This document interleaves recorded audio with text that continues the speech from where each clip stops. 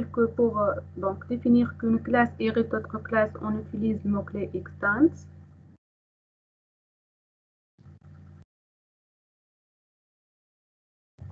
On a vu les possibilités de conversion des types pour les classes. Donc ici, je vous rappelle que la conversion d'une classe mère vers une classe fille, elle est possible. La machine virtuelle assure cette conversion d'une façon implicite. Par contre, la conversion d'une classe mère vers une classe fille, c'est interdit. Pourquoi? Parce qu'en général, les classes mères ne sont pas tous de même type que leur classe fille. Donc là, on a pris l'exemple. Si une variable référence un objet d'une classe, elle peut référencer un objet de n'importe laquelle de ces sous-classes. On a pris l'exemple de Folin comme classe mère. Et ensuite, classe Léon qui étend de cette classe Folin. Dans un programme principal, on peut écrire les lignes suivantes. Donc, on va instancier la classe fille Léon. Par exemple, Léon égale nous Léon. Et ensuite, Felin. Donc on a défini ici l'objet Felin comme Felin. Ensuite, on a essayé d'instancier Felin égale Léon. Donc, on a vu que ça est possible. Donc, comment? Donc, la machine virtuelle ici, elle va exécuter une conversion implicite. Pourquoi? Parce que tous les Léons sont des Felins. Donc, toutes les classes filles sont de même type que leur classe mère. Ensuite, Léon égale Felin. Donc, ici, on a inversé. Erreur, pourquoi? Parce que tous les Felins ne sont pas des Léons. Par contre, si on veut forcer la conversion, alors on va la forcer d'une façon qu'on va faire une conversion explicite. Et à ce moment, on doit ajouter devant la classe à convertir ici le nom de l'autre classe entre parenthèses. Donc, exemple, Léon est égal à Léon Felin.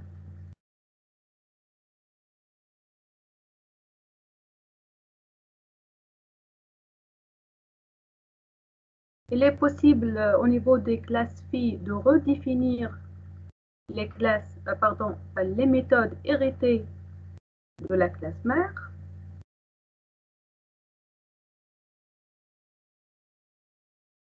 Donc, lorsqu'on définit une classe fille apportant le même nom et même type de retour et même signature, alors on dit que cette méthode sera une redéfinition de la méthode de la classe mère.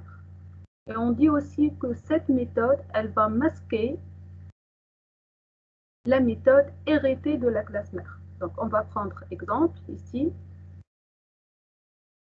Donc, les membres d'une classe de base peuvent être masqués par la définition de champs qui ont le même nom dans la classe privée. Ensuite, si X est déclaré comme plutôt dans colored pixel, l'exemple qu'on a vu l'autre fois, c'est celui qui sera considéré dans cette classe quand on parle de this.x. C'est-à-dire, donc, je vous rappelle, this est utilisé comme pointeur sur l'objet courant, la référence sur l'élément courant. Il est possible de manipuler celui qui est masqué s'il est accessible en utilisant ici le mot-clé super. Donc, on utilise la référence this pour marquer l'élément courant et super pour marquer l'objet de la classe mère ou bien la classe mère. D'accord? Donc, exemple, soit la classe pixel contenant deux attributs x et y. Ensuite, au niveau de la classe fille colored pixel, on a redéfini x comme maintenant comme chaîne de caractères. Si on va afficher system.out.println this.x, donc on aura null parce que x est objet de type string, donc la chaîne de caractères est initialisée à nul. Par contre, si on va afficher super.x, alors la valeur par défaut c'est 0 puisque c'est un entier et donc la valeur de retour ça sera 0.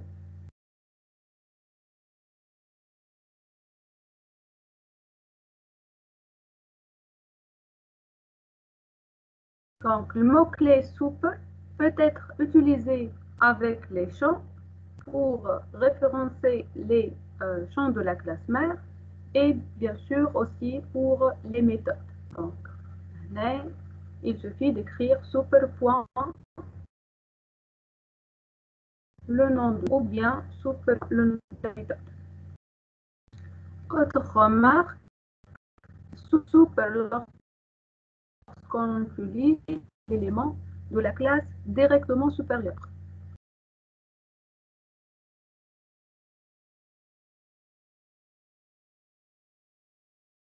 L'avantage d'utiliser super avec les méthodes, donc,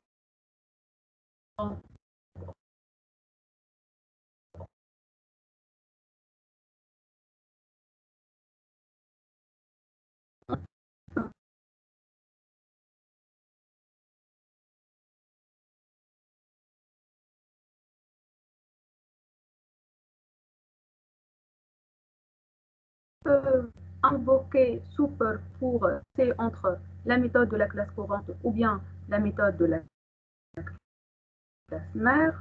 Donc, soit la classe étudiant contenant trois attributs, nom, prénom et âge. Ensuite, méthode affichée dans laquelle on va nom de point plus nom, concaténer après nom de point. On considère une classe phi nommée étudiant étranger qui étant de cette classe mère étudiant.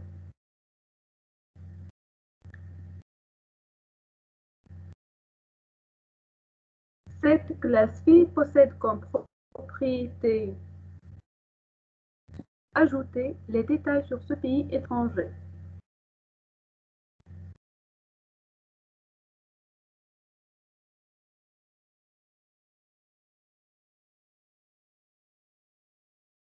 D'accord? Donc pour ce faire, on va redéfinir la affiche ici le temps de traitement ou bien de codage, etc.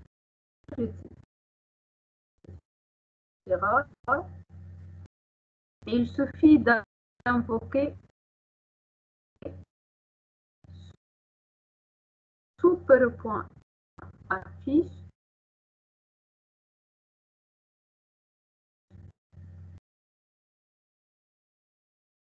Donc cette instruction, qu'est-ce qu'elle va faire lors de l'exercice? Elle va substituer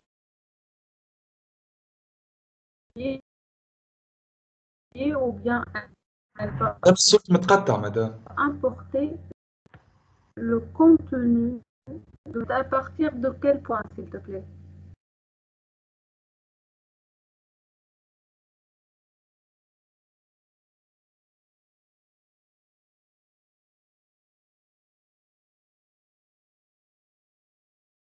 Allô? وي مدام، قلت لك ساعات الصوت نتاعك يتقطع. Exemple, l'étudiant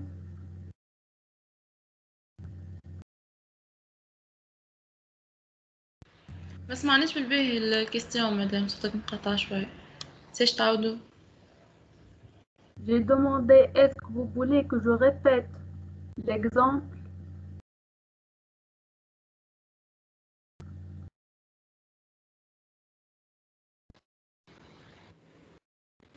لا سافر مدام.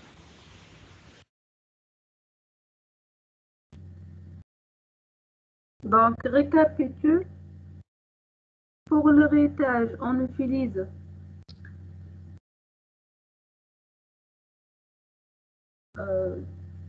deux mots-clés conjoncteurs afin de référencer les éléments. Donc, this pour référencer l'élément courant et super pour référencer l'élément de la classe mère. D'accord? Ensuite, les attributs et les méthodes peuvent être redéfinis dans la classe fille. Lorsqu'on fait une redéfinition, il y aura masquage des attributs et des méthodes hérités de la classe mère, bien sûr portant le même nom ou bien le même prototype. Donc, même nom pour les attributs et prototype pour les méthodes. L'autre astuce lors de redéfinition des méthodes, à la première instruction de la méthode redéfinie au niveau de la classe phi, on doit invoquer le traitement de la méthode de la classe mère, et ce, en utilisant le mot-clé super point, le nom de la méthode redéfinie. D'accord?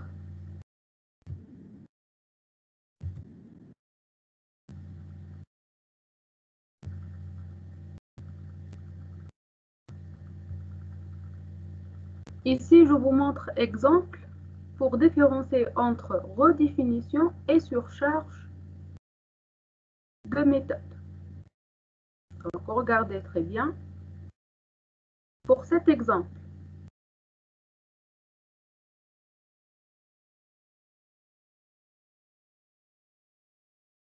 nous avons la classe mère A, donc public classe A, contenant la méthode x int i. Dans la classe fille B, on écrit public class B extends A, ensuite public void méthode x double i. Donc qu'est-ce qu'on remarque? Ici, on remarque qu'on a effectué une modification au niveau de la signature. D'accord? Donc là, par rapport à la machine virtuelle ou bien au compilateur, elle va considérer méthode x de la classe B, c'est une autre méthode. C'est-à-dire, c'est une méthode qui surcharge la méthode x héritée de la classe A. Donc, B possède deux méthodes. La première avec paramètres de type entier et la deuxième avec paramètres de type double. Par contre, au niveau de la classe C maintenant, on remarque qu'on a gardé le même prototype avec la même signature. Donc, à cet instant, on appelle cette action une redéfinition de la méthode X héritée de la classe A. D'accord?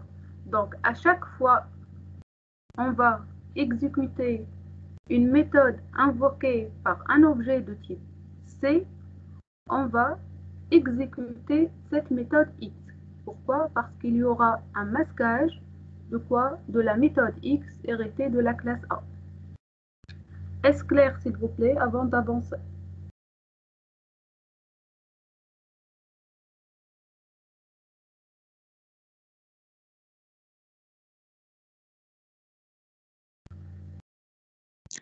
أنا عندي سؤال صغير. Mhm. لما نجم في الكلاس في مثال باش نعيط الميثود من غير ما نعمل سوبر بوان نحط اسمها تولة. Oui, tu peux. D'accord, merci.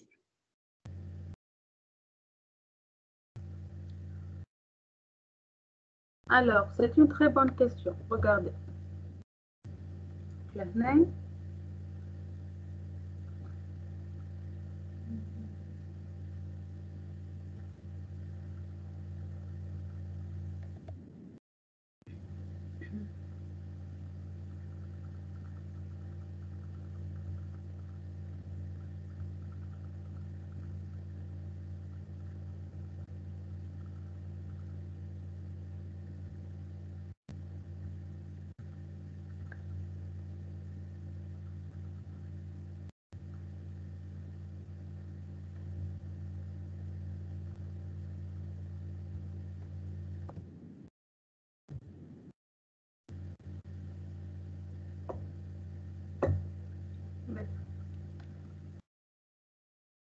On va supposer qu'au niveau de la classe A,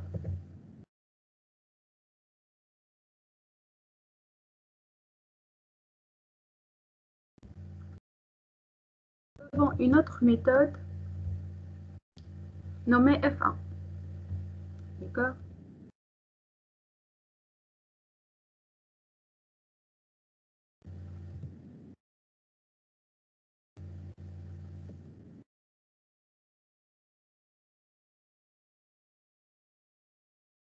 Ensuite, au niveau de la classe B,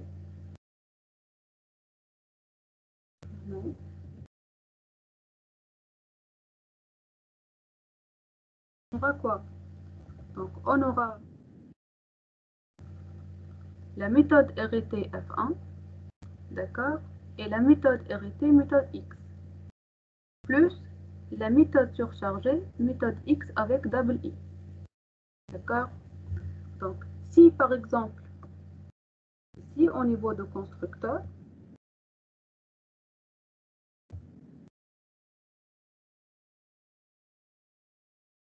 on a invoqué F1.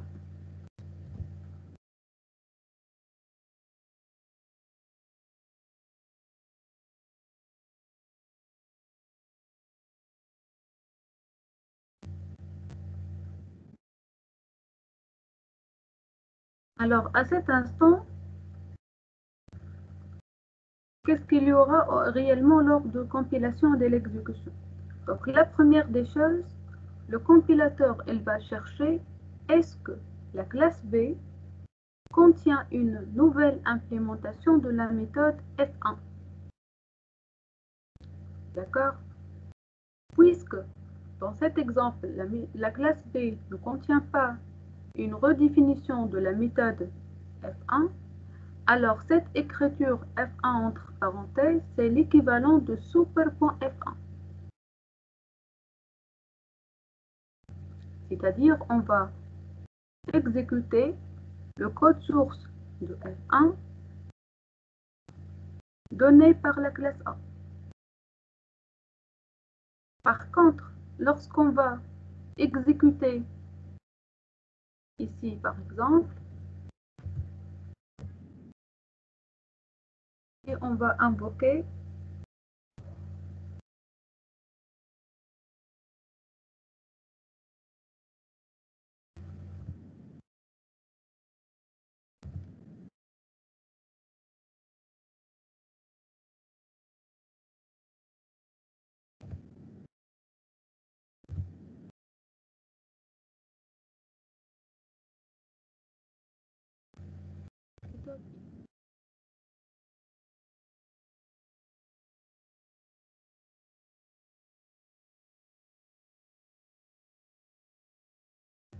donc à ce niveau,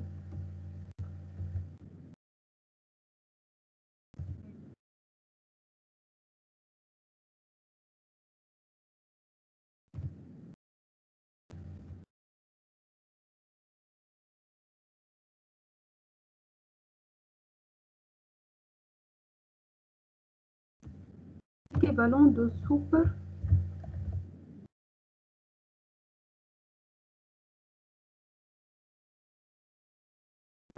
parce que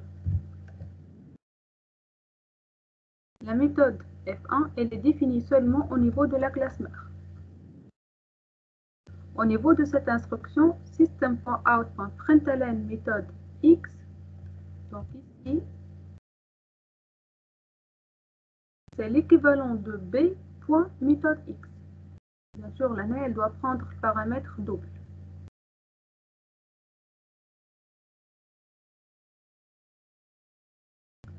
Par exemple, ici, l'équivalent de b.x.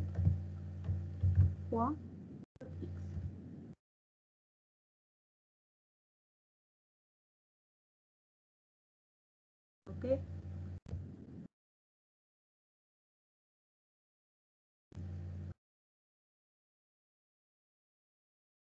Est-ce clair, s'il vous plaît?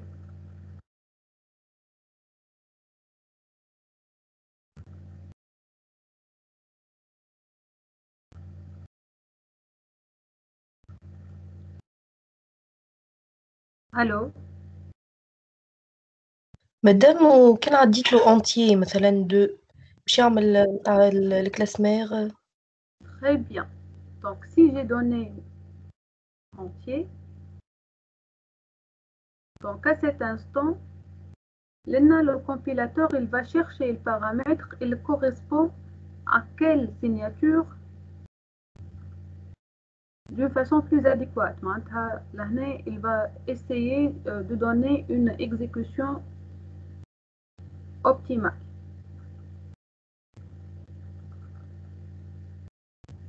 Donc si on va écrire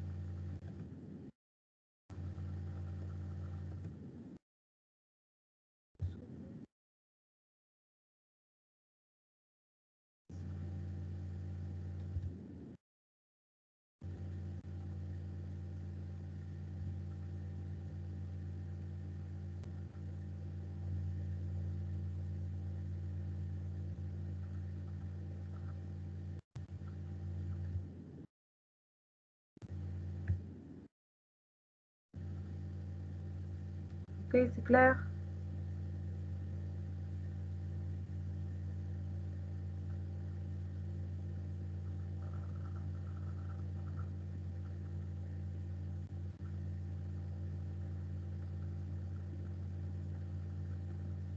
C'est bon, est-ce clair comme exemple? Donc, je vous donne une minute pour se concentrer.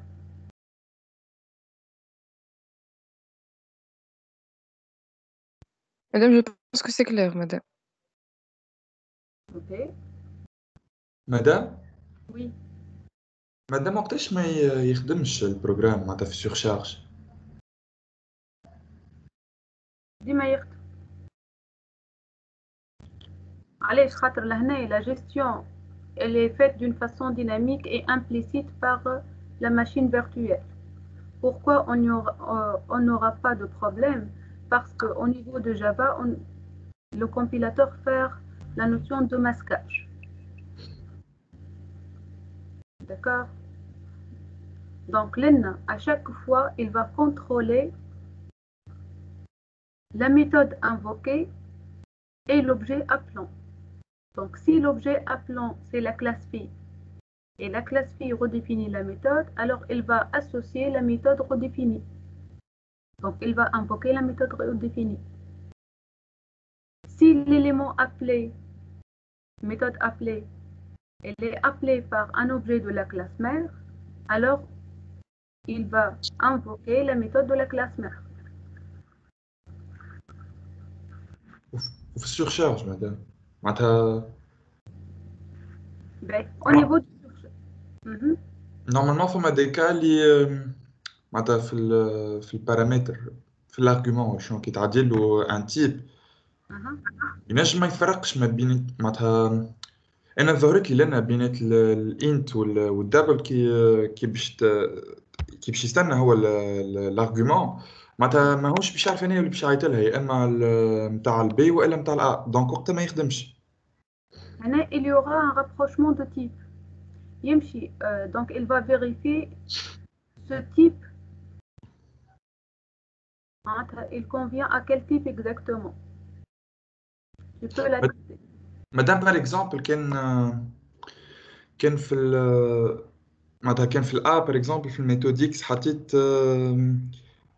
في الارغيومون حطيت أ وفي الميثود إكس في البي حطيت في الارغيومون حطيت بي معناتها هاكا في لي زارغيومون فما واحدة اللي سو كلاس نتاع الآخر. مادام كي أنا par exemple باش نعيط له في نحط بارامتر بي هو ما يعرفش معناتها ما يعرفش يا ربي باش نحط له أ هو ما يعرفش أنا اللي باش يمشي لها يا إما نتاع البي يا إما نتاع الأ. لحظة. أنت tu parles au niveau de à ce niveau. أي في الميثود إكس أي معناتها سوبوزون باش ندخل في الارغيومون حاجة اللي هي معناتها سو كلاس نتاع حاجة أخرى. Anna, نعم. je te propose de partager ton écran et de nous montrer l'exemple. لا ما دامنيش على البي سي، على التليفون. Ah, هاتو نزيد نوضح لك مدام. بار اكزومبل في الميثود اكس نتاع الا، ريت في عوض الانت حط لي ا بار اكزومبل ا اي، وفي الميثود اكس نتاع البي في عوض الدبل حط لي بي اي. mhm.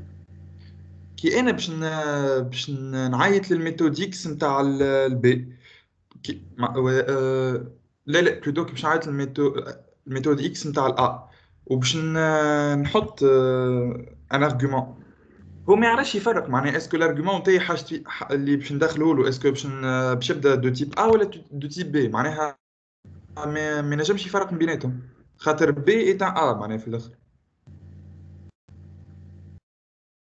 Mhm. يعني قلت لك ديما يرجع الريفيرونس de l'objet appelant. كيفاش؟ Il va se baser sur le type de l'objet appelant. Il va essayer, en cas de besoin, de faire la conversion implicite. La conversion explicite ne se fait que d'une façon explicite. إلا ما تفرسي tu donnes explicitement la conversion من A لل B.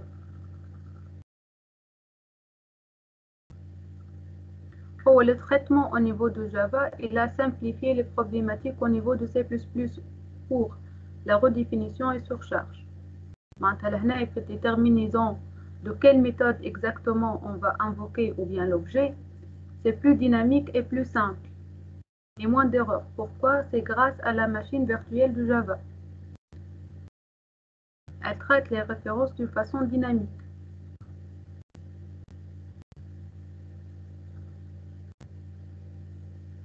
Sinon, oui, sinon je t'invite donc à écrire l'exemple ou bien à écrire mini-programme et de nous les apporter la prochaine fois. Ok? باهي مدام. Oui, مدام j'ai une question. مدام مثال عندي كلاس بي تريتي من A وباش نعمل definition تاع الفونكسيون F1 في وسط ال F1 ما نحطش سوبر، نعمل F1 F1. مدام اسكو يفهمها معناها يفهمها نادي على ال F1 تاع الكلاس A ولا نعمل في فونكسيون ريكورسيف معناها تنادي الروحة؟ L'année, le traitement, ça sera récursif. Pourquoi? Parce qu'on a dit que la redéfinition masque l'élément hérité. Pour se bénéficier de l'élément hérité, il faut écrire explicitement sous le point l'élément hérité. Ok, merci madame. De rien, je vous en prie. On passe au constructeur maintenant, lors de l'héritage.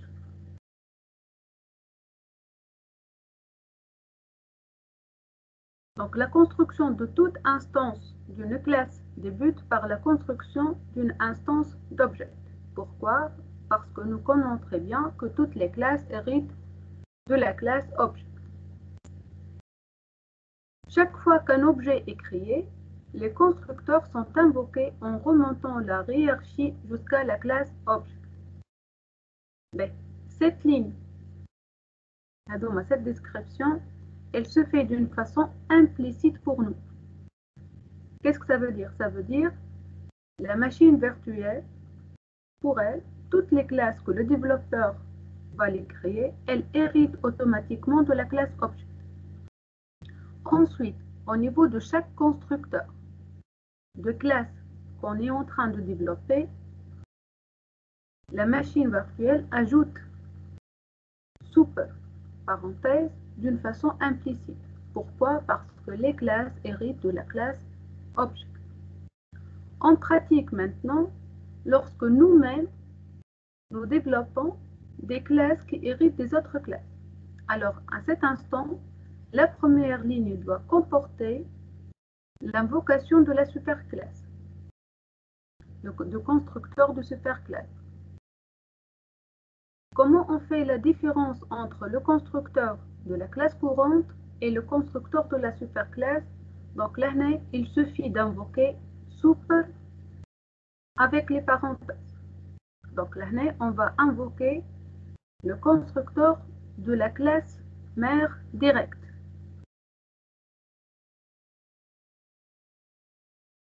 Autre chose, cette instruction super, donc cette instruction super, elle doit être obligatoirement la première instruction du constructeur dans la classe fille. Car le constructeur implicite qui est ajouté par le compilateur fait appel au constructeur sans argument de la superclasse.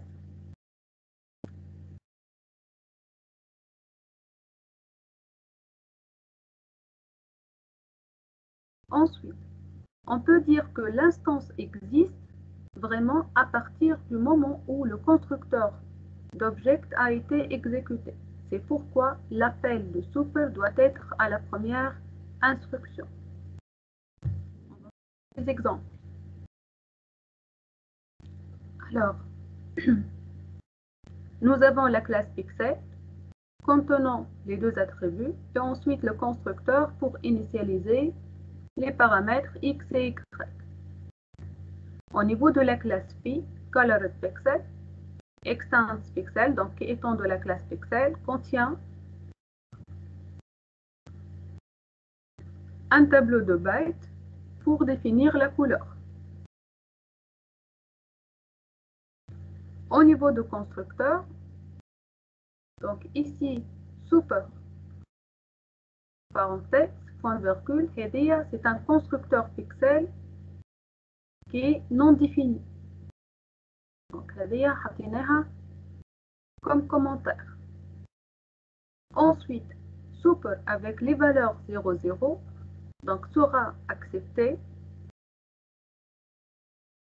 Et il faut noter que x et y sont déjà privés.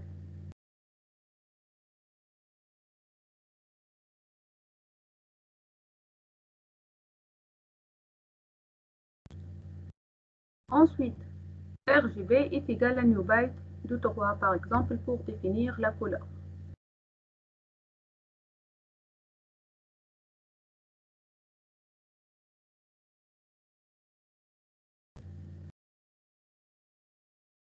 Deuxième exemple.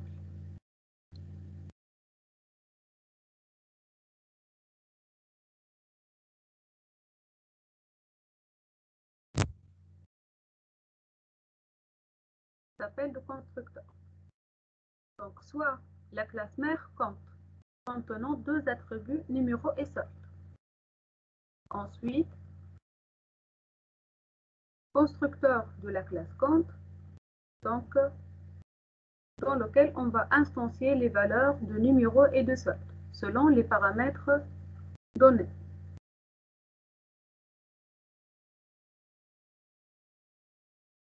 Dans la classe phi, compte épargne, qui étant de compte, on va ajouter l'attribut taux d'intérêt. Donc dans le constructeur ici, qu'est-ce qu'on va faire? Dans le constructeur de la classe phi, on estime de définir explicitement ou bien de donner la valeur de taux d'intérêt. Donc pour ce faire, le code source du constructeur de la classe phi est de la façon suivante. Donc doit être de la façon suivante. Donc la première ligne, on doit invoquer super et en donnant deux valeurs qui seront associées au numéro et au solde. Rappel, cette instruction doit être toujours à la première instruction du corps du constructeur de la classe phi. Et ensuite, on poursuit le travail d'une façon ordinaire. Donc, this.taux d'intérêt est égal au taux d'intérêt donné en paramètre.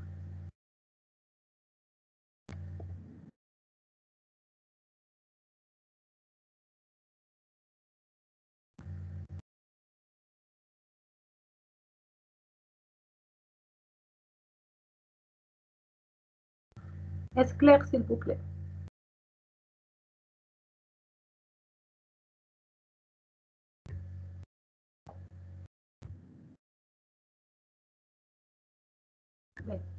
Maintenant, on va donner un autre exemple, mais pour voir l'invocation hiérarchique de souple. D'accord? Donc, soit l'exemple.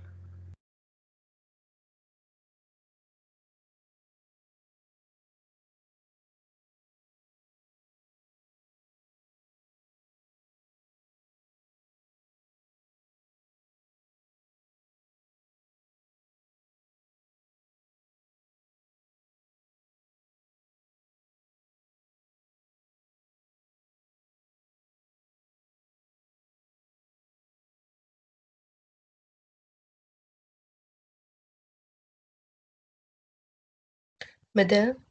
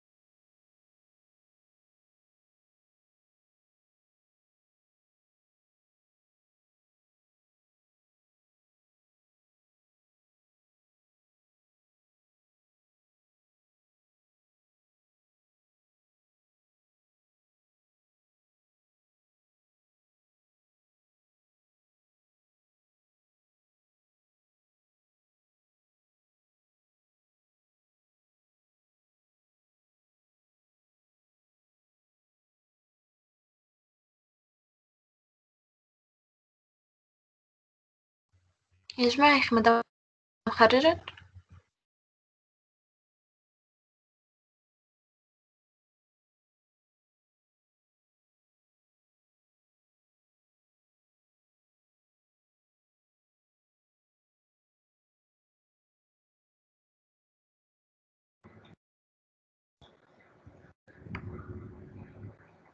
ممكن تقص عليكم نفسي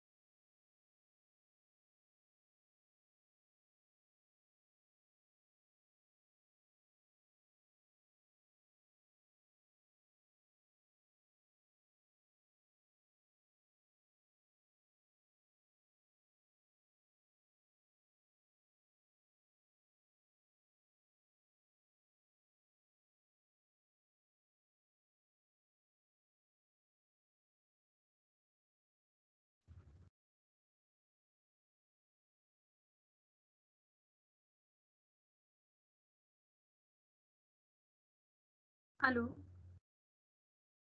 Alors, on est arrêté à ce diapositive numéro 142.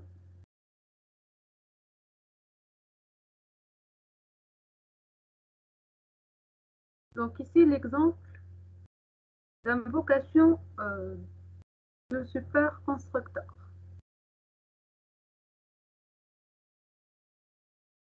Donc, au niveau de la classe Pixel,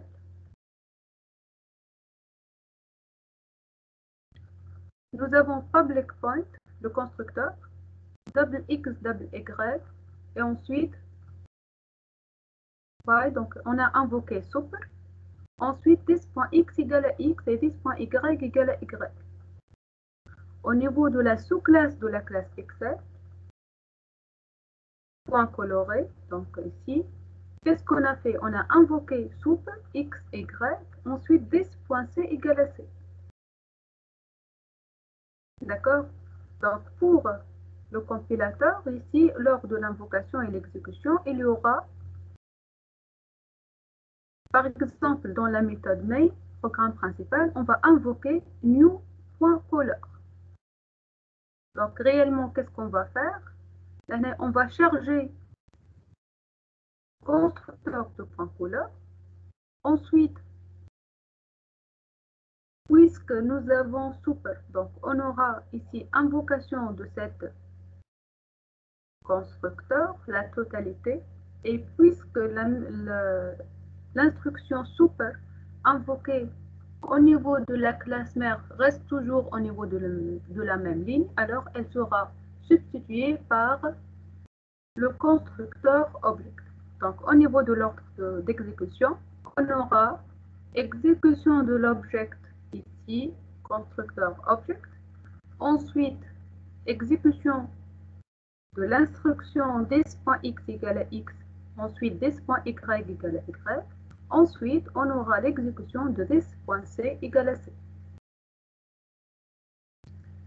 C'est clair? Donc la première étape, c'est quoi? C'est de charger le contenu des constructeurs de supérieur hiérarchique. Ensuite, on va exécuter avec le principe de pile. Donc, on va empiler et ensuite dépiler.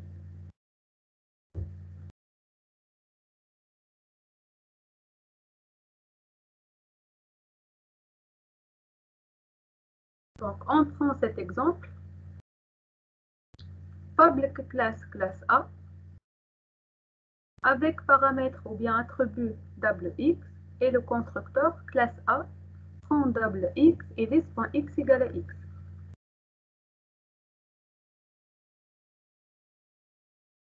Au niveau de la classe B,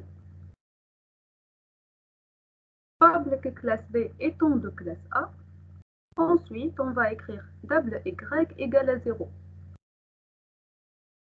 D'accord? Et ensuite on ferme notre classe B.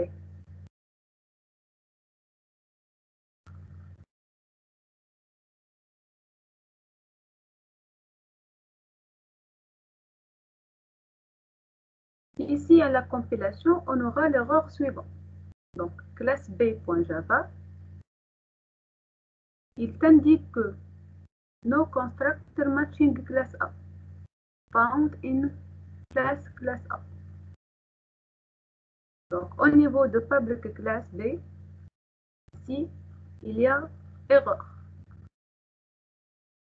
Pourquoi cette erreur? Parce que normalement, puisque la classe B hérite de la classe A, alors au moins nous avons le constructeur sans paramètre classe B parenthèse fermante. Et puisque ça hérite de la classe A, alors au niveau de la première ligne de constructeur, on doit invoquer la méthode super, ou bien le constructeur de superclasse. D'accord? Ici, à l'exécution, on aura quoi? Le compilateur, plutôt à la compilation, le compilateur ne trouve pas une invocation de constructeur de la classe A au niveau de constructeur de la classe B.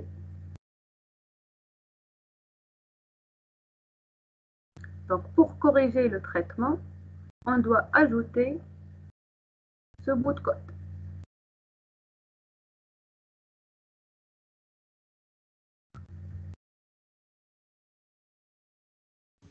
مدام Oui. كيفاش نفرقوا بين غلطة في الكومبيلاسيون وغلطة في الاكزيكيوشن؟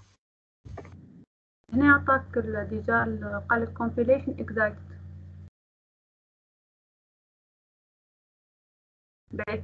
Comment faire la différence entre erreur à l'exécution et erreur à la compilation?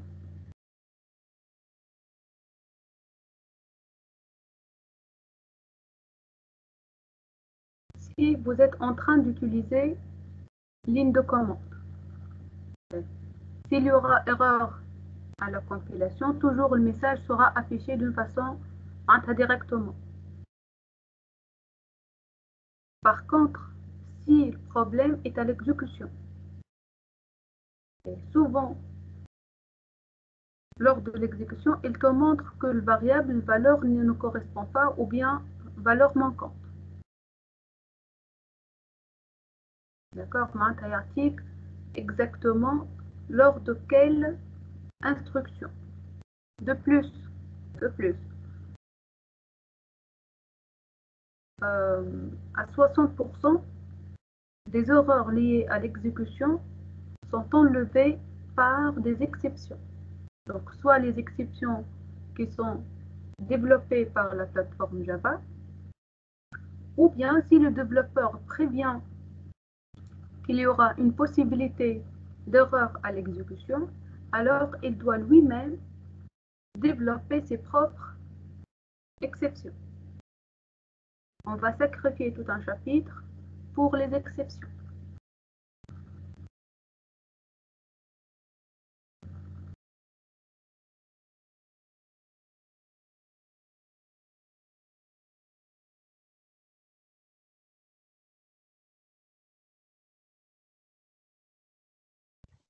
مدام Oui. مادام مفهمتش بالباهي مادام مثال اللي نعمل مانيش معناها نعمل في كومبيلاسيون على معناها ما نعرفش باش يطلع لي ايرور معناها كومبيل مادام كيفاش نفهم اللي معناها الكود اسكو يخدم في معناها ما يخدمش فما ايرور في كومبيلاسيون ولا في الاكسيكيوشن فهمتش بالباهي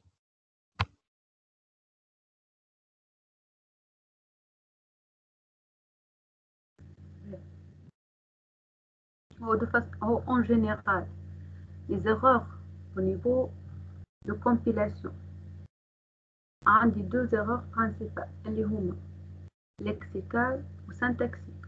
هكا ولا؟ ايه لهنا l'exemple هذا syntaxiquement il y manque quoi? Donc هذا syntaxique ou syntaxique à la fois. Donc là, puisque la classe B hérite de classe A. Ensuite, on a instancié.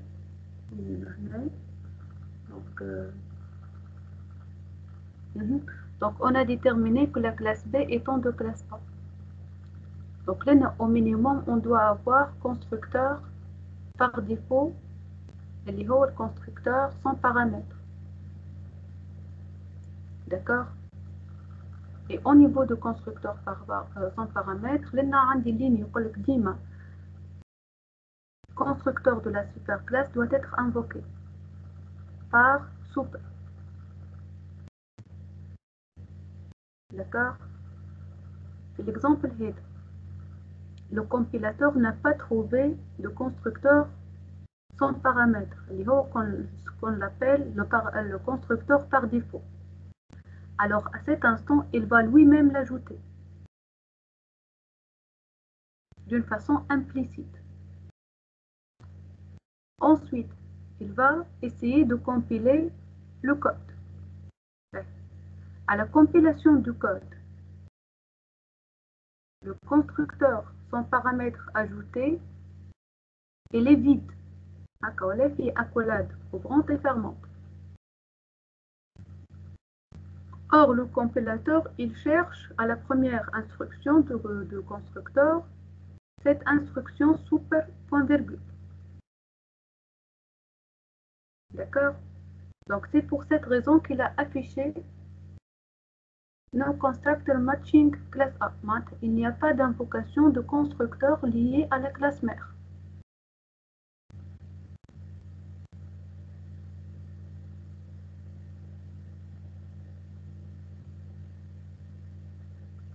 مادام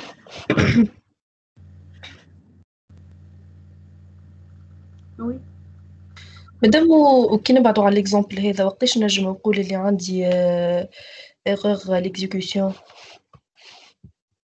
L'erreur à l'exécution, souvent, c'est une erreur sémantique. C'est l'invocation des paramètres. Et l'erreur, par exemple, l'antique en notre exemple. قريت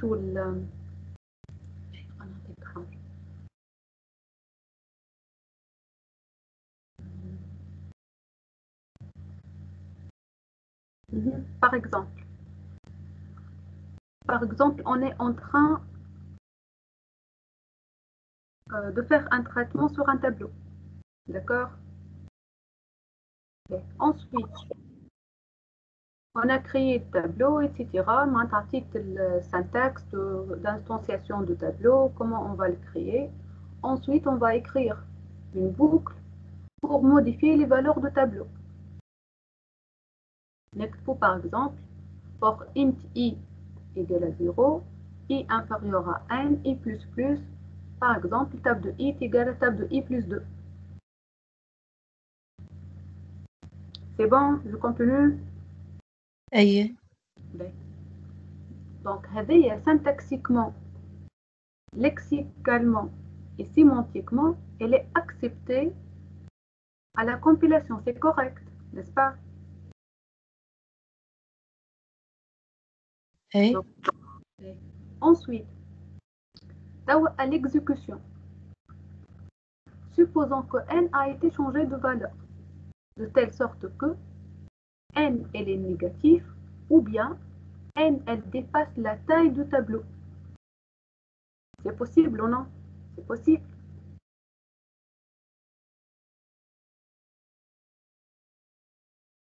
Lorsque je vais faire i de 0 à n, donc je vais exécuter le cas اللي هو i est égal à n moins 1, qui ça peut être négatif ou bien ça peut être supérieur à la taille du tableau. Lorsque je vais exécuter l'itération t de i, la ième itération, t de i égale à t de i plus 2.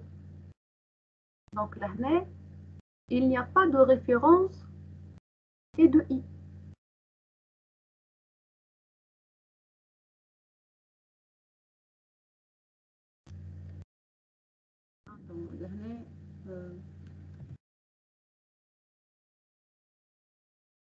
Je vous donne l'exemple.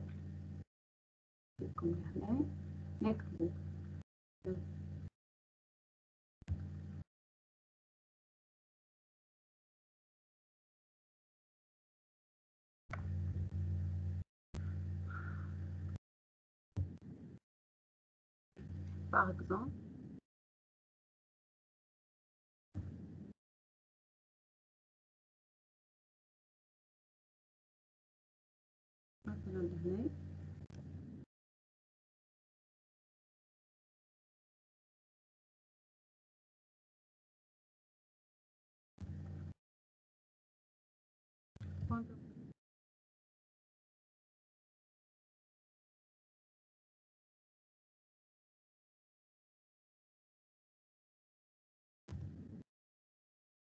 i inférieur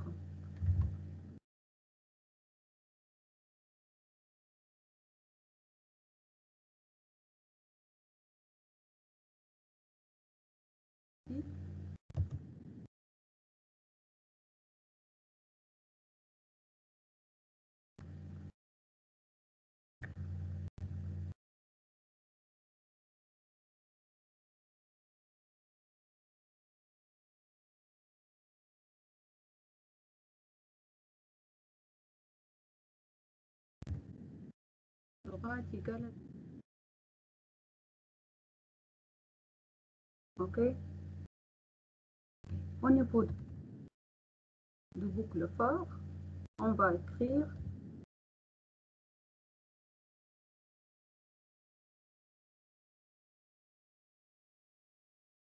T2.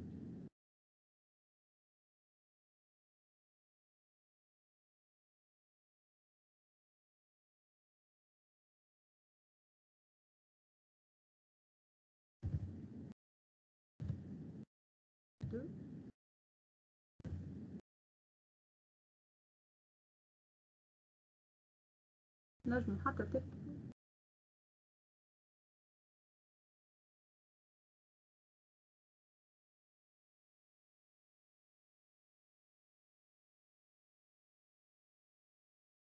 d'accord. L'essentiel quoi هنا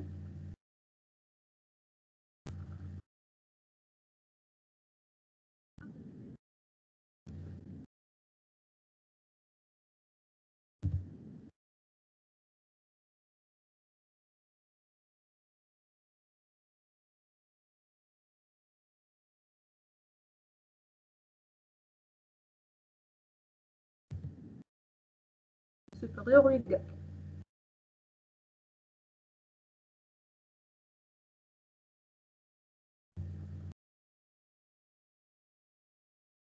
C'est clair? Donc là, ce code, ce bout de code, il sera compilé correctement. Mais à l'exécution,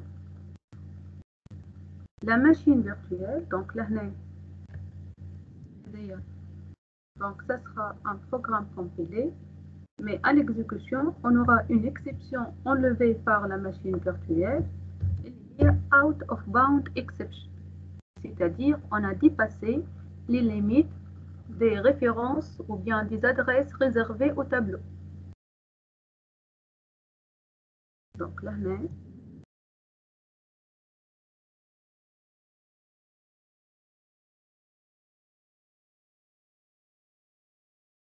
erreur à l'exécution.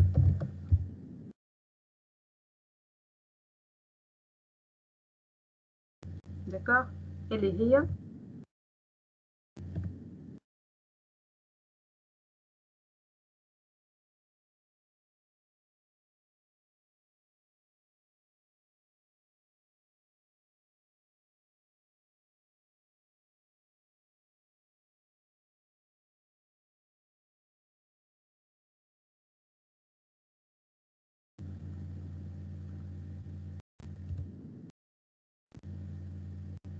Est-ce clair s'il vous plaît?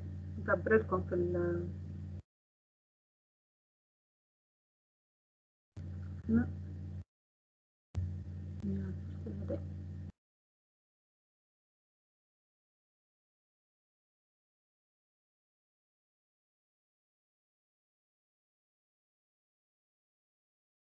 Est-ce clair s'il vous plaît?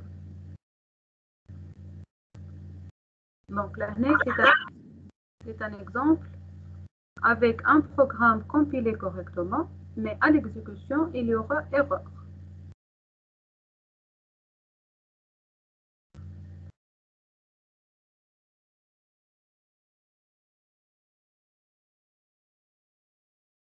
Oui, madame, c'est clair. Autre exemple, maintenant, la division par zéro.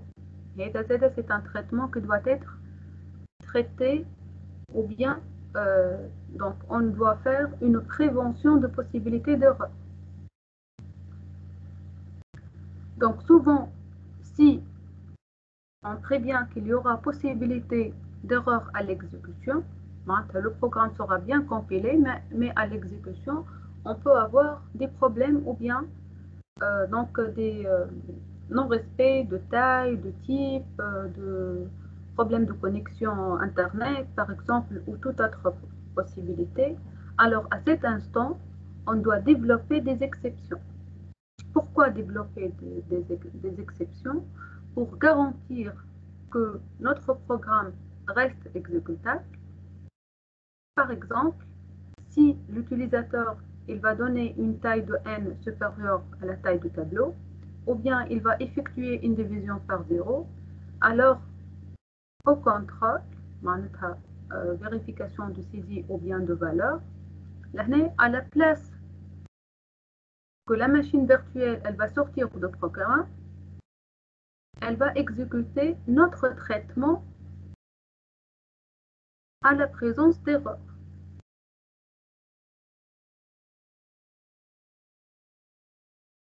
Donc là, on doit forcer la machine virtuelle d'exécuter entre parenthèses le plan B. Par exemple, le plan A, est exécution simple et correcte. Donc, l'exécution séquentielle de différentes instructions. Le plan B, en cas d'erreur, on va exécuter un autre traitement. Donc, c'est la logique des exceptions du prochain chapitre, Inch'Allah. Donc, madame, développer des exceptions, باش ما يصيروش ces erreurs à l'exécution. Voilà, les exceptions sont développées pour prévenir les erreurs à l'exécution. معناها باش يوليو يحبسوني من الكومبيلاسيون يقولوا لي راك غلط. Et la compilation reste, elle est toujours correcte, elle est toujours réalisée, mais en cas d'erreur à l'exécution, on va passer à un autre niveau.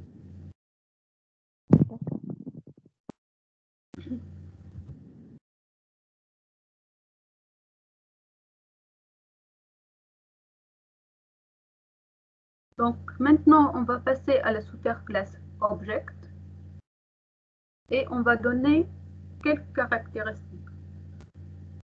Puisqu'on a dit que toutes les classes héritent de la classe Object,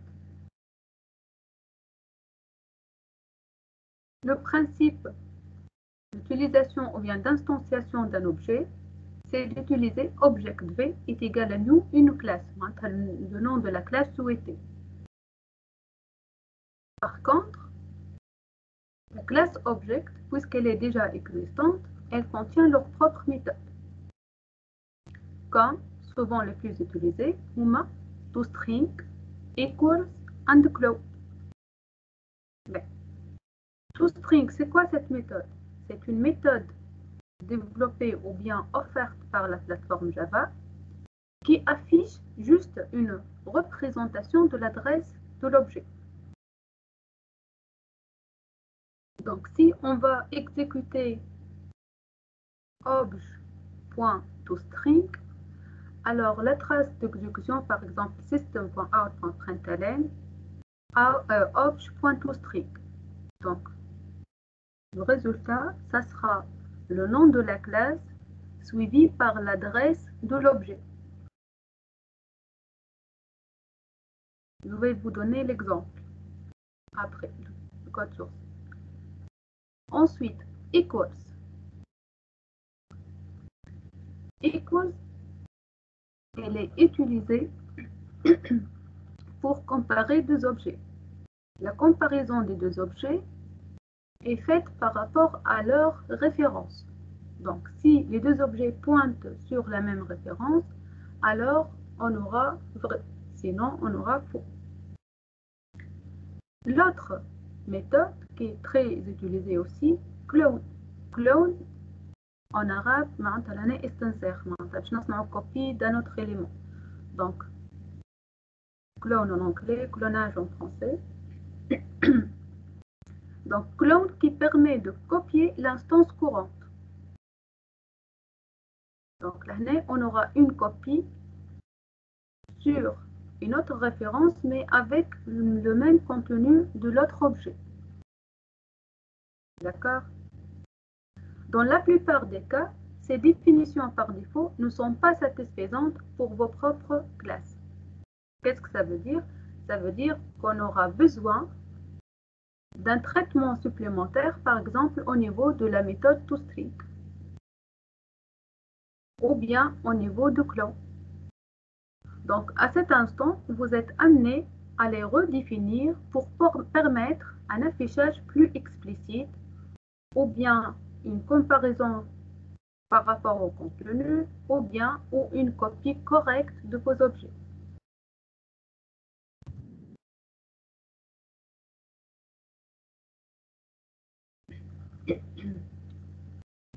On va prendre l'exemple Donc, ici, la classe rectangle. Donc, la classe rectangle, je vais faire zoom.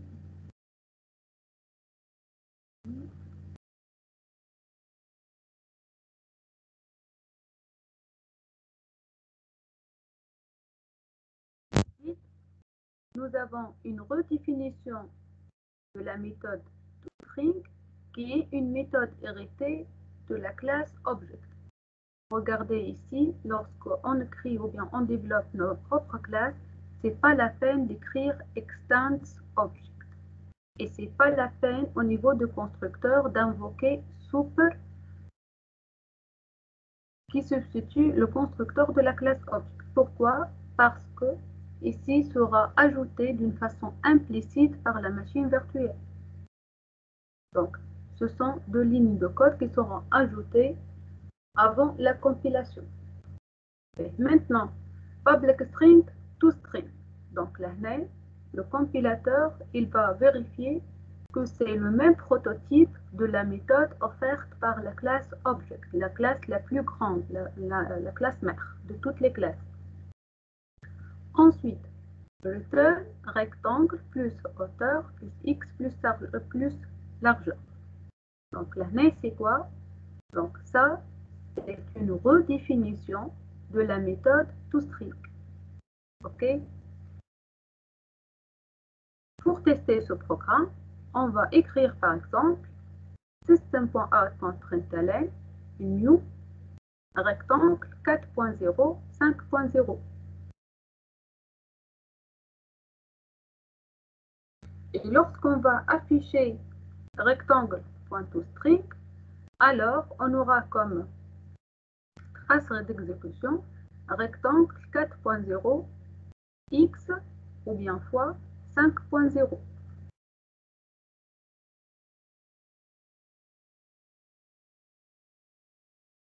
Si on n'a pas mis ces lignes, les roumains de définition, plutôt de redéfinition de toString. Donc, في الكا هذي, lorsqu'on va invoquer system.out.println le rectangle, que je vous ajoute pour mieux comprendre. comme حتى للغرفيشن.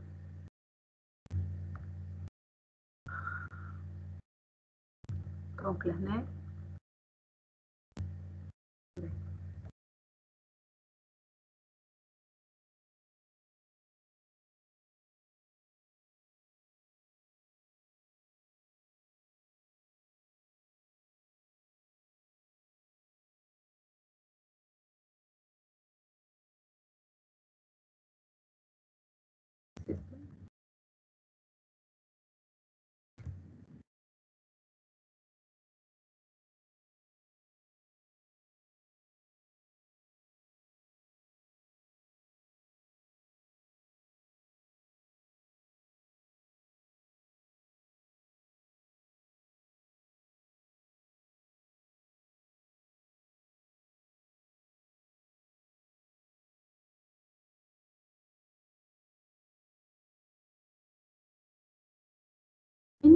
c'est l'équivalent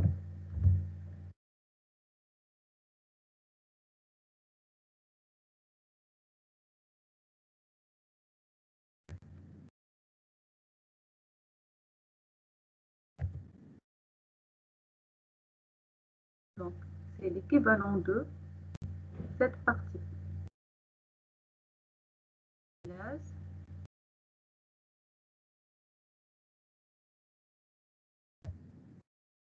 Point toString. Et une méthode héritée de la object.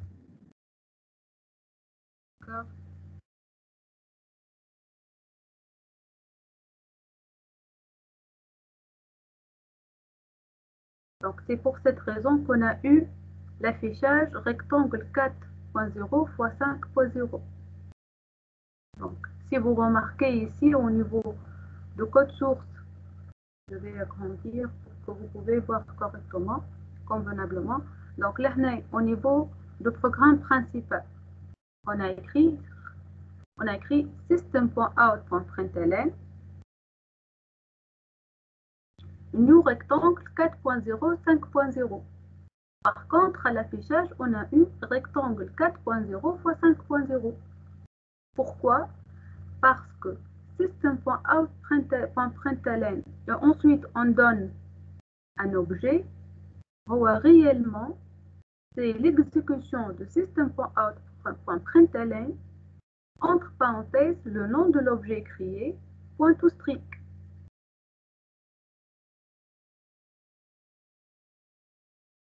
D'accord? On a vu ça dans la dernière séance. Séance اللي فاتت قلنا system.out.println وتاخذ object, c'est l'équivalent de l'object.toString. مدام Oui. مدام ممكن جاي ما عنديش لا ميثود تو سترينغ قلت له سيستم هذه تو الريبونس اللي باش نعطيها لكم تو هذه الغمارك. Donc في الكا dans ce cas, dans cet exemple. مدام مش تعطينا الادريس كيكا. Très bien. Donc dans cet exemple, la méthode toString elle est déjà redéfinie. Donc c'est pour cette raison on a eu un masquage de la méthode toString de la classe object. D'accord? Maintenant, si la classe rectangle n'a pas redéfini la méthode toString, alors à cet instant, on va invoquer la méthode toString de la classe object. Et donc, نرجع mode d'édition.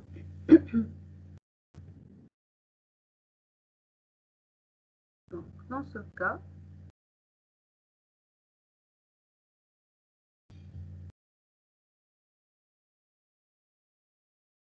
exécution.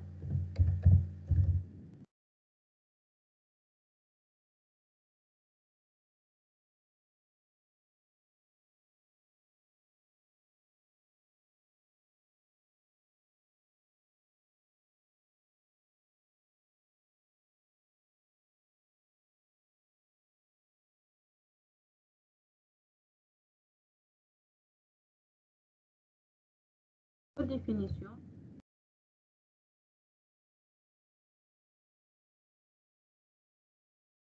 Faire un masquage.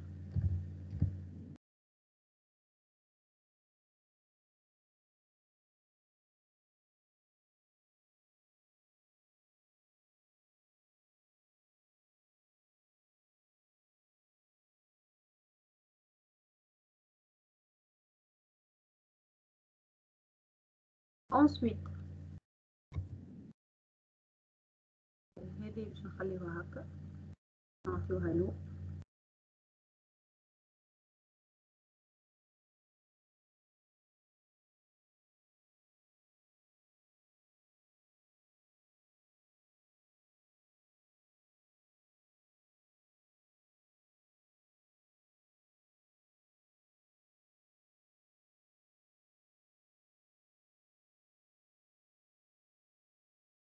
Maintenant, on va écrire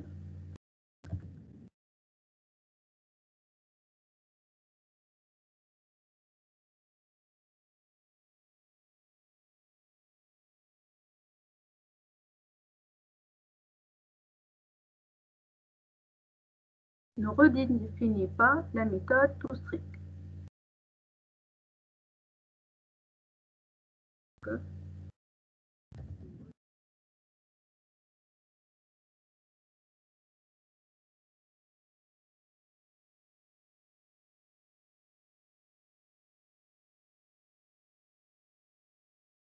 On va écrire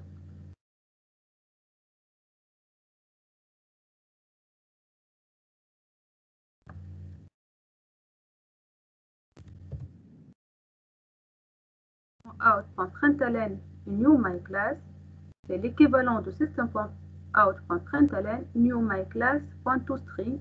Et ici, on aura quoi?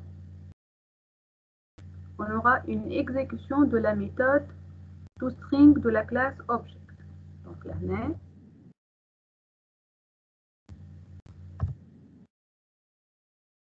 de méthode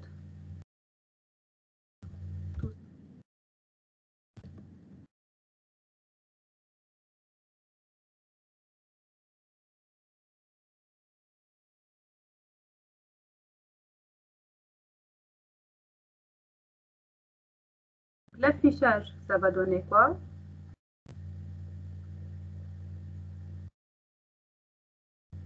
Donc l'affichage, ça va donner le nom de la classe avec la référence. D'accord? Donc là,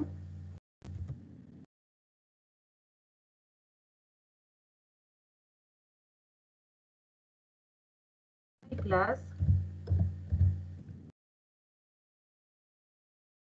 destinée à quoi?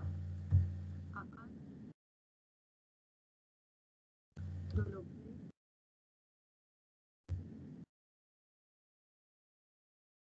اللي هو شنو هو l'objet courant؟ اللي هو هاك l'objet exécuté اللي هو new my class. D'accord? Si on va supposer new my class a généré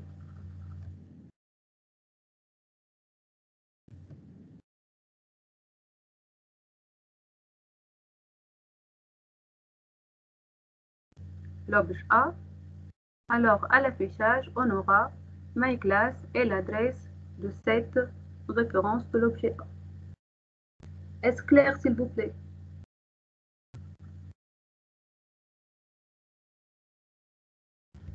C'est clair, madame. Donc là, je te cadre comme mise à jour. Très ouvert l'exemple. Voilà.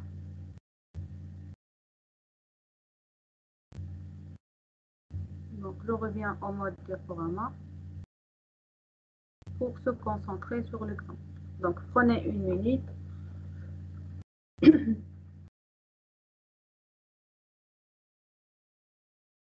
Pour bien comprendre l'exemple.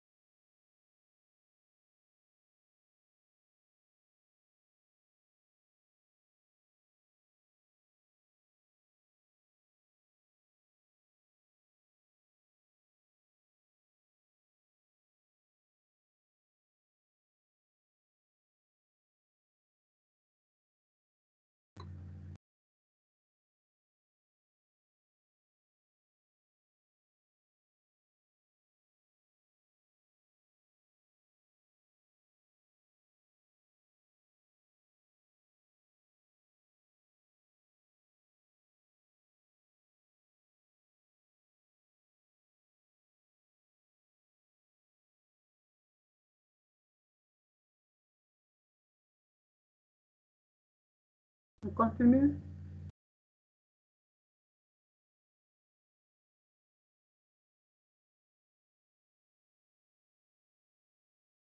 Allô?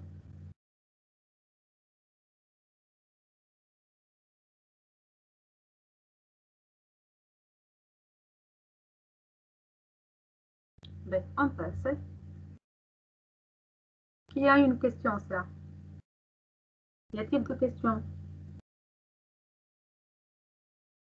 Donc, je suppose que c'est clair. Non, madame, tout est clair. Tout est clair? Oui, oui. Ben, parfait. Donc, on a terminé la partie d'héritage. On passe maintenant à la notion d'interface. Ben, récapitule sur l'héritage. Donc, on a dit une classe hérite de l'autre classe, c'est-à-dire elle va hériter. On aura un passage transitif de quoi?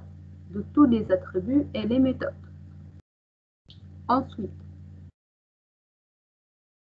au niveau de la classe héritée, si on redonne le code d'une méthode héritée, alors cette action s'appelle redéfinition. Si on introduit une modification sur le prototype de la méthode héritée, alors cette action s'appelle surcharge. Et donc, la classe phi aura deux méthodes. La première méthode, c'est la méthode héritée. Et la deuxième méthode, c'est sa propre méthode qui surcharge la méthode héritée. En cas de redéfinition, il y aura masquage de la méthode héritée. Si on veut invoquer la méthode héritée qui est redéfinie, alors on doit passer par le mot-clé super pour désigner le nom de la classe mère, point le nom de la méthode à invoquer. L'autre remarque, si on estime de référencer l'objet courant, alors on utilise le mot-clé this. Si on estime de référencer l'objet de la classe mère ou bien un élément de la classe mère, alors on utilise le mot-clé super.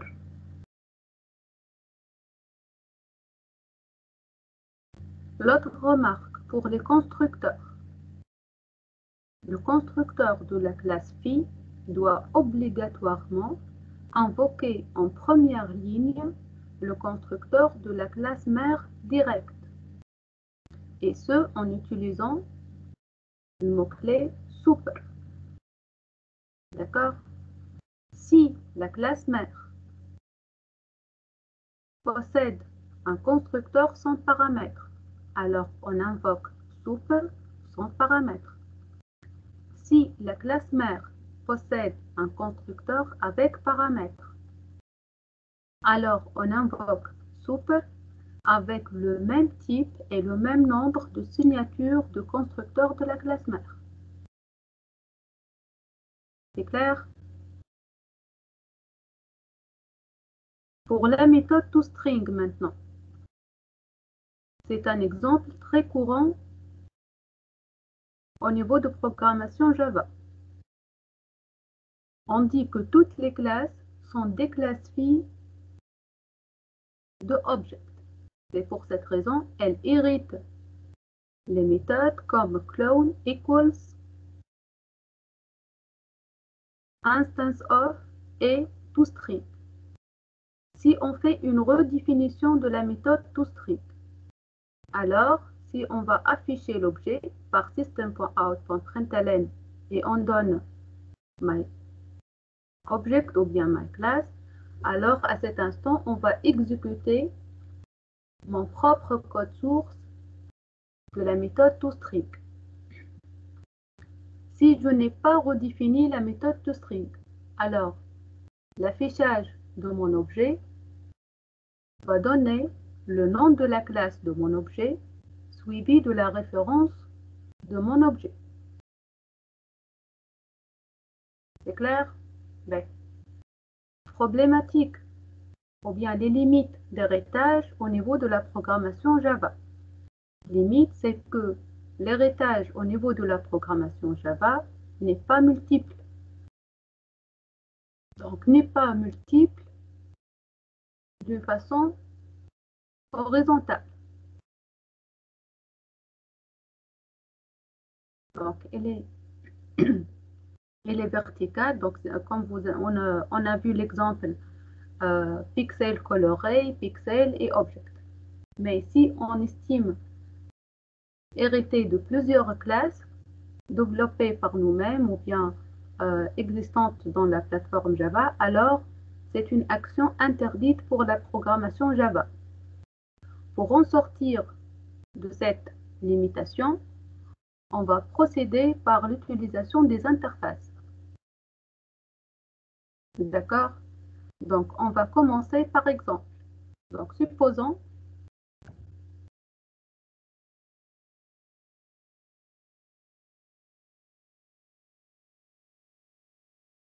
que l'on souhaite programmer un jeu mettant en scène les entités suivantes. Par exemple, balle, raquette, filet et joueur. D'accord? Donc, tous ces éléments sont vraiment des entités qui seront évoluées, c'est-à-dire qui vont partager une méthode nommée évolue.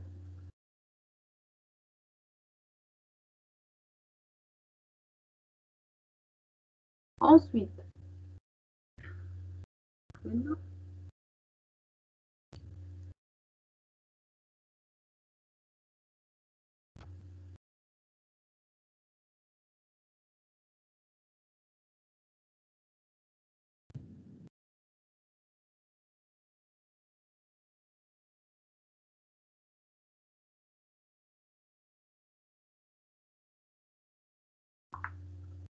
عندي problème في البيسي مش مشكلة. Je continue. Sans diapositive. Okay. Au niveau de l'interface, on a dit que l'avantage des interfaces, c'est d'enlever les limitations de l'héritage. Le mot-clé pour utiliser une interface, c'est de donner à la place de nom classe, on donne par exemple public interface et on donne le nom de l'interface et on ouvre la collab. D'accord? Le contenu maintenant de cette interface, c'est quoi exactement? Donc le contenu de toute classe, de toute interface, elle est composée de deux parties. La première partie, qui est facultative, c'est la liste des attributs.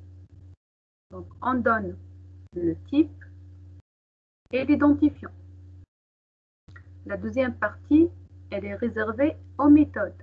Mais cette fois-ci, toutes les méthodes sont virtuelles, c'est-à-dire on ne donne pas leur code source. D'accord? Donc comment déterminer que la méthode elle est virtuelle? Il suffit de donner le prototype de la méthode suivi de point-virgule.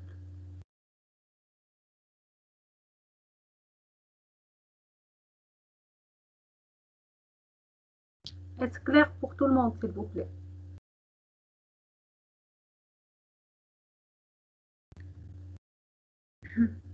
Allô?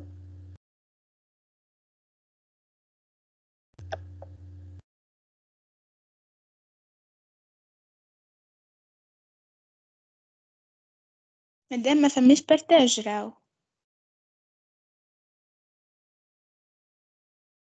مادام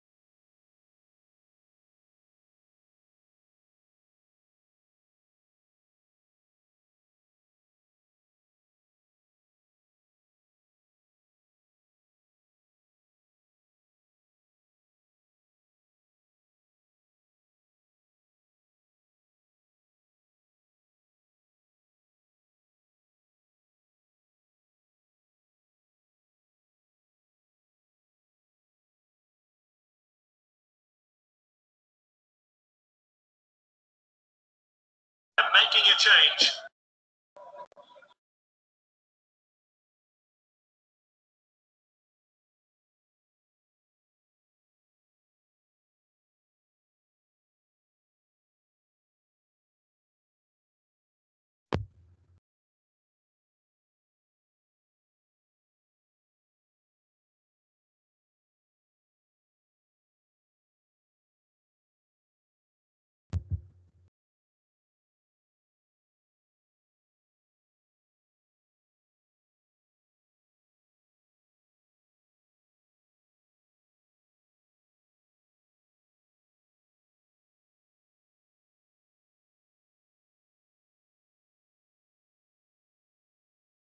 Si vous avez un exemple d'interface,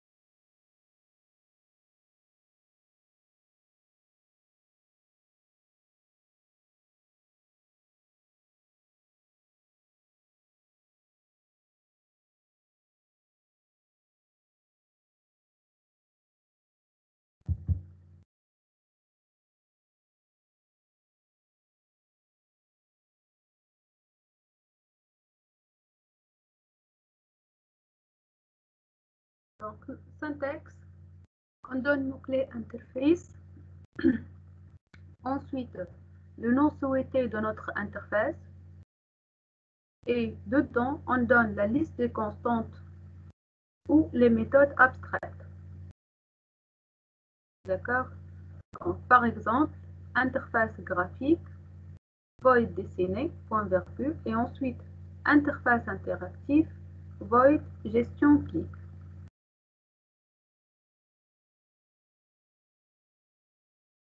L'autre remarque, une interface ne peut pas avoir un constructeur.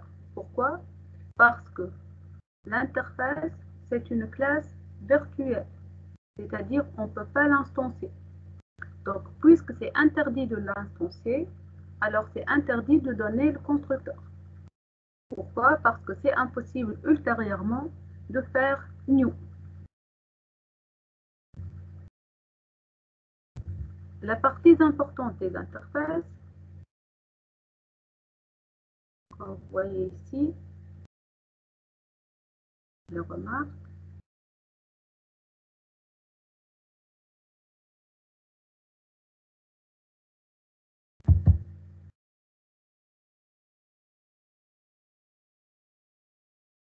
c'est que les composés d'un ensemble de méthodes abstraites et de constantes. Donc, on peut utiliser static et final. Donc, static et final, ce sont deux mots qui sont utilisés. Et si on oublie de le mentionner, alors implicitement, elles seront ajoutées par le compilateur pour les attribuer. Donc, les variables des interfaces doivent obligatoirement être initialisées. Donc, pourquoi initialisées? Parce qu'elles sont considérées comme des constantes et ils ne peuvent pas être redéfinis ou bien changer de valeur. Donc, c'est pour cette raison qu'on écrit le mot-clé final devant la valeur de notre attribut pour qu'il sera constant et on donne la valeur initiale.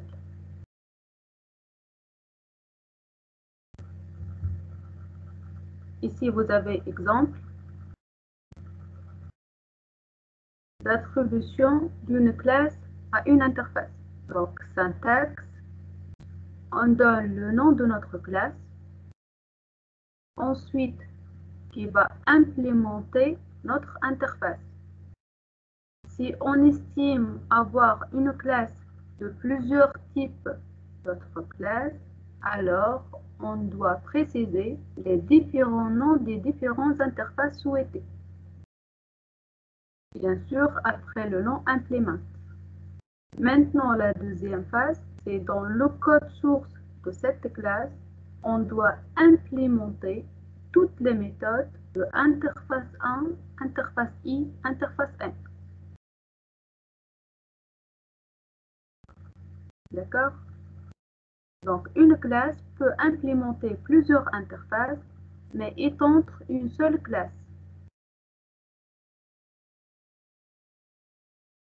Donc, on supporte l'héritage multiple d'interfaces, c'est-à-dire de l'écriture de cette façon, mais c'est interdit pour l'héritage de classe. On a une seule classe mère directe.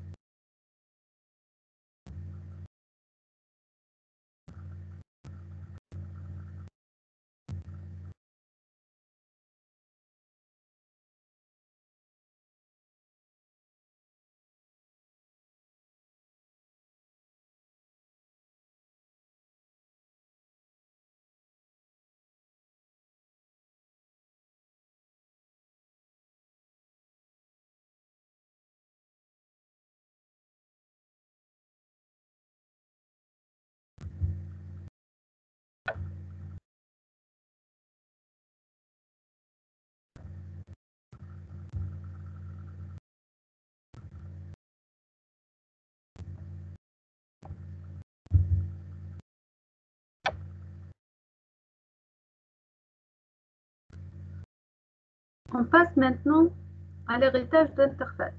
Donc maintenant, on va prendre l'exemple du schéma suivant. Donc, une sous-interface, ou bien de la même manière qu'une classe peut avoir des sous-classes, une interface peut avoir des sous-interfaces. Et donc, elle va hériter de toutes les méthodes abstraites et des constantes de sa super-interface.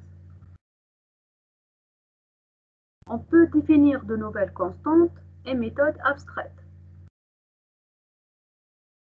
comme vous voyez dans l'exemple.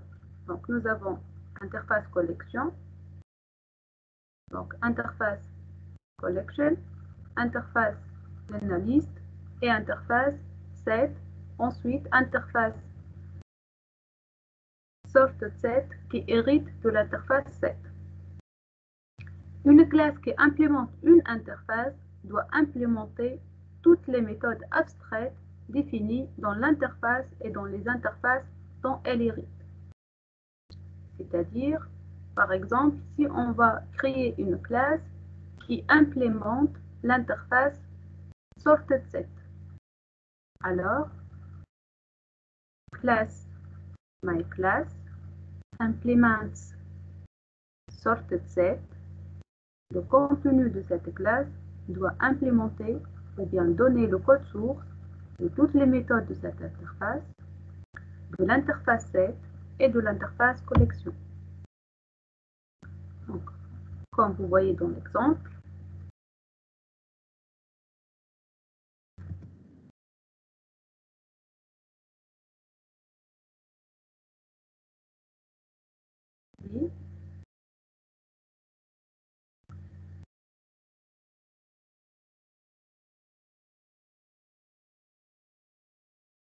à la page 154.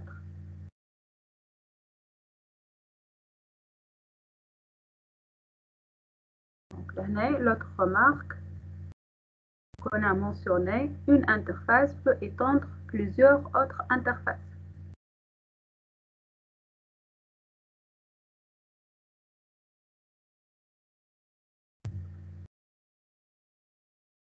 Récapitule d'intérêt, les interfaces permettent de s'affranchir d'éventuelles contraintes de l'héritage. Et lorsqu'on examine une classe implémentant une ou plusieurs interfaces, alors on est sûr que le code d'implémentation est dans le corps de la classe. Donc là, on va garder une excellente localisation de code qui n'est pas offerte par l'héritage multiple. D'accord? Ensuite, L'utilisation des interfaces permet d'avoir une grande évolutivité du modèle objet. C'est-à-dire, là, on peut basculer entre les différents types des classes grâce à l'implémentation de différentes interfaces. On va voir cet exemple, pas de souci. Hein.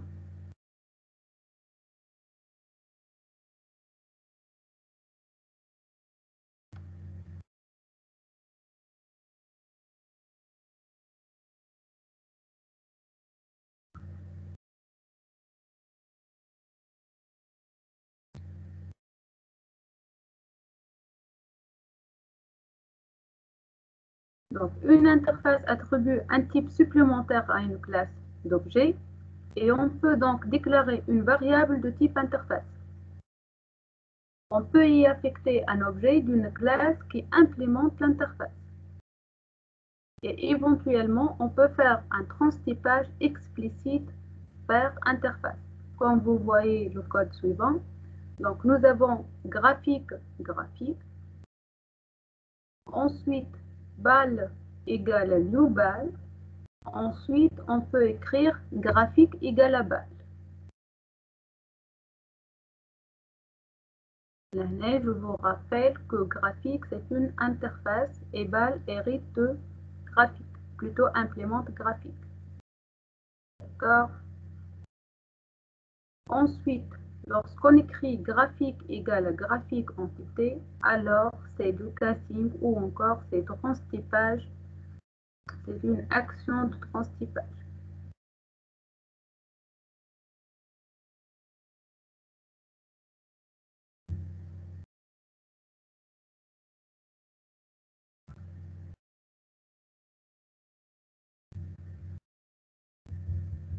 Voilà. Donc, après les interfaces, on va voir la partie de polymorphisme.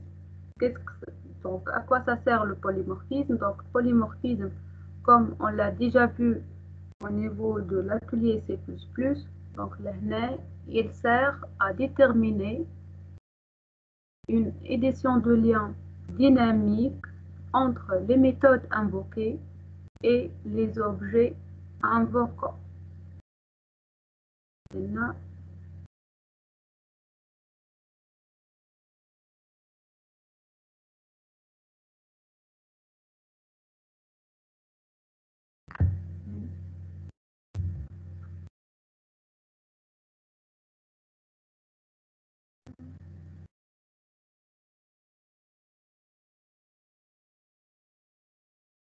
donc, vous pouvez lire vous seul quand est-ce qu'on peut utiliser les interfaces.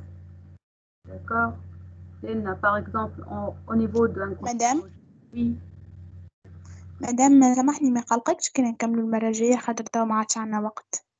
قد ايه الوقت؟ توا مدام 10:28. Ben, avant de quitter, je vous donne juste remarque. باش نحل لكم هاكا لي كورك اللي عطيتهم لكم المرة الأخرى باش نعطيكم عليهم remarque. سامحني شنو قلت لنا مدام؟ Remarque.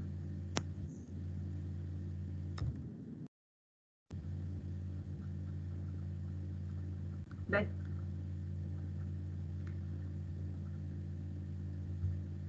Il court les chapitres de certification que je vous ai donnés.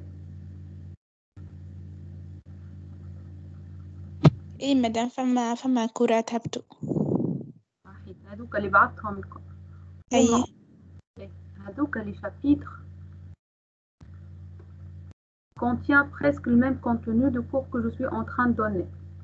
Bon, là, en termes de notions de base, entre les mots techniques, etc. Donc, tout, vous êtes censé de lire ce cours pour rendre comme l'exemple les plus détaillés au niveau de le cours de. D'accord? L'avantage de consulter le cours de certification. Il vous offre, récapitule les notions les plus importantes pour chaque chapitre. Donc, là, عندكم في كل chapitre de certification.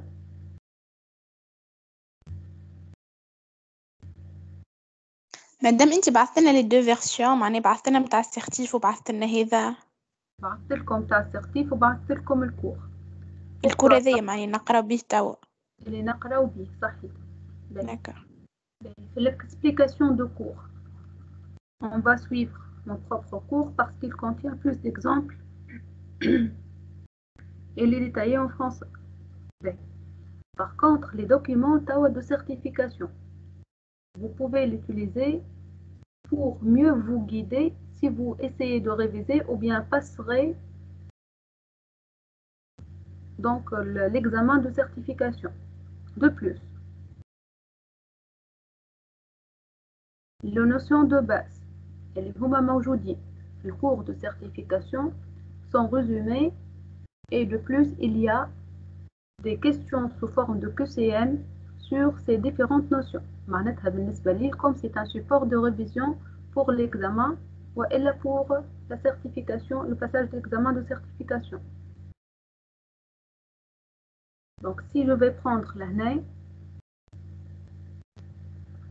class declaration and modifier, d'accord, donc là elle va te donner tous les modificateurs, par exemple les modificateurs d'accès qui est public, protected, private.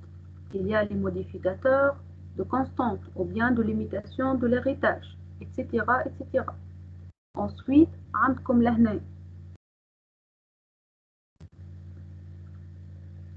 واحدة بركة.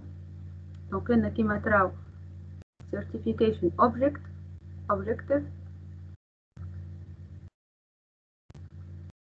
ensuite الآخر هذه لهنا واحدة بركة.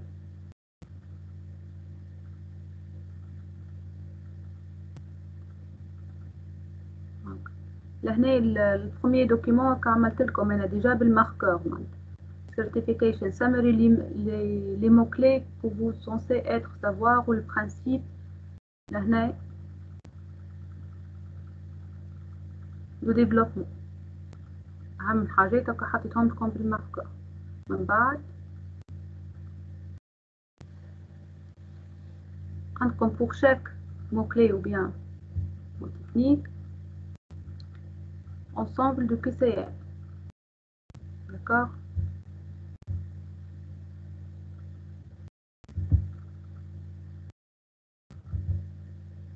donc كما تشوفوا لنا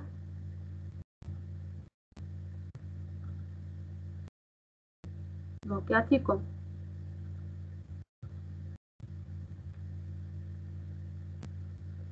les caractéristiques de chaque élément presque sous forme de true sentence معناتها de vrai choix.